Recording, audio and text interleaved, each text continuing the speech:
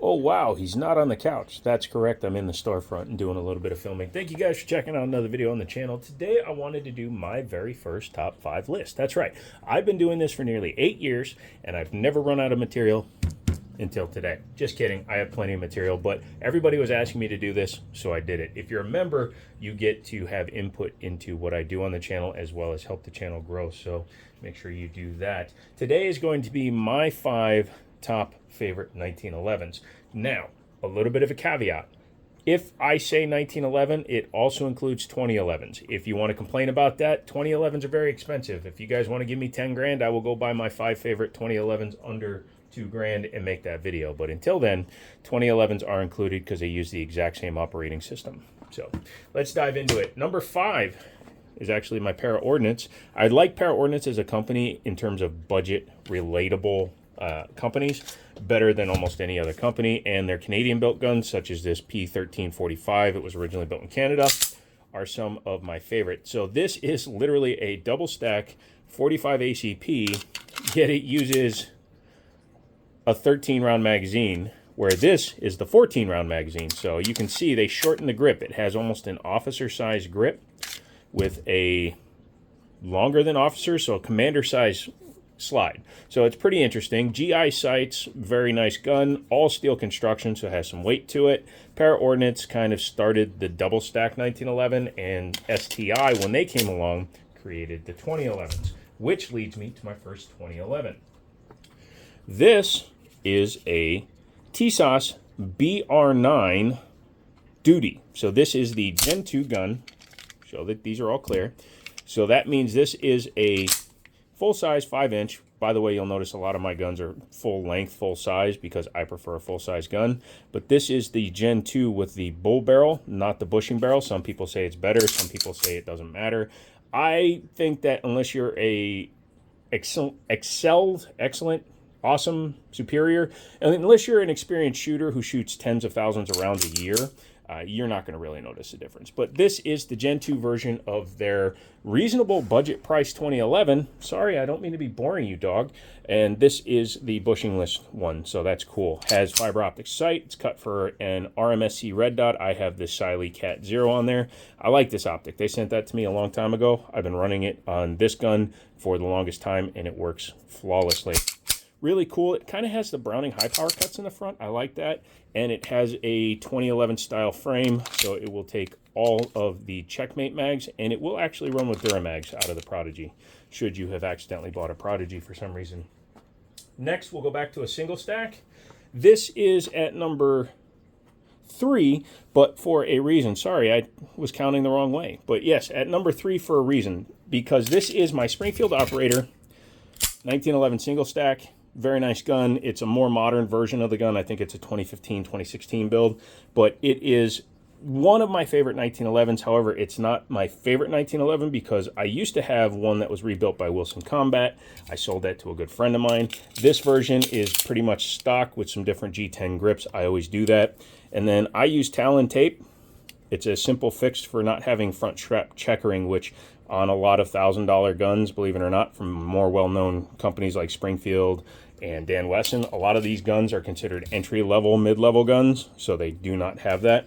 I really like it. It's running some Ruger mags just because at one point I was selling this gun and I haven't replaced all the Ruger mags back with my Wilsons. But yes, very good shooting gun. Front fiber optic. Rear is adjustable for windage only, but it's blacked out. Very easy to see around the sides. Oh, sorry, for a second there I thought I chipped the rear sight, but it was just the angle I was holding it at. Has the Delta Hammer. So this is actually a loaded version, just doesn't say it on here, it says it on the box. So it's got the Delta Hammer, which is lighter. It's got the really nice beaver tail with the extended bump, and it has the lowered and flared ejection port. So at number 3 is my Springfield Operator loaded. So this gets a little difficult now. So 2 and 1 are interchangeable almost, but I'm going to go with the single stack at number 2, and you'll know this double stack as soon as I show it to you. So another 45 ACP. That's the other thing. The 2011s are 9mm. The single stacks are all 45.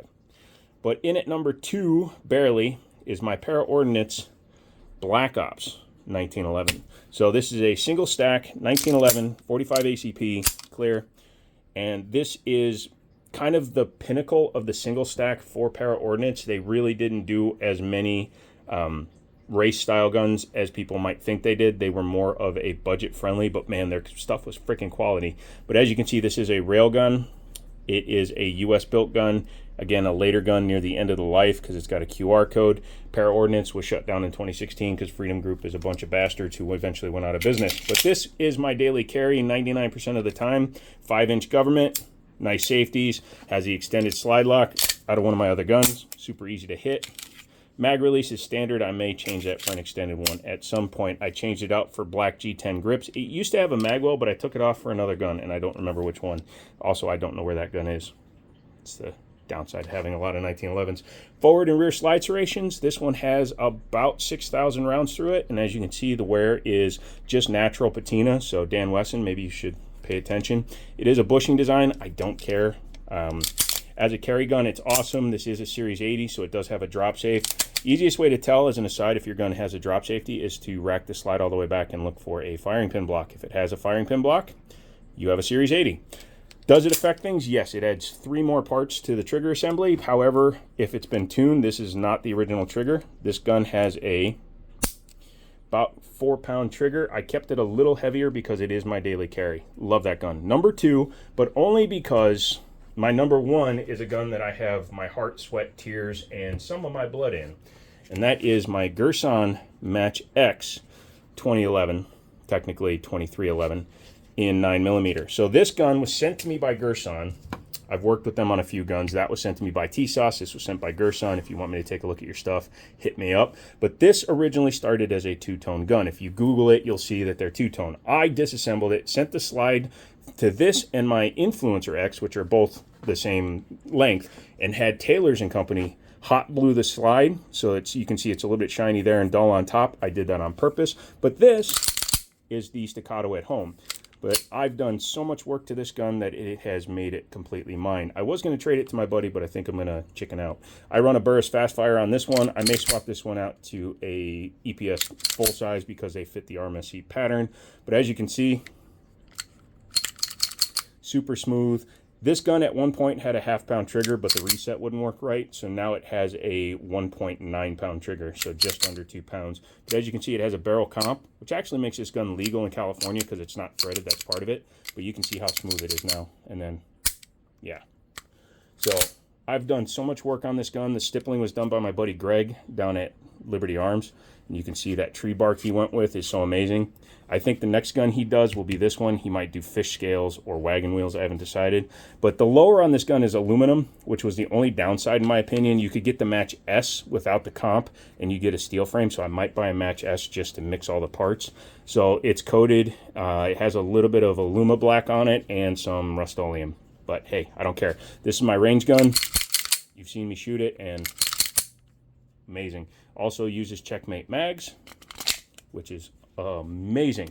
So that is my 5 favorite 1911s of 2025. All of these were acquired in 2025, except for that one, which was technically 2024.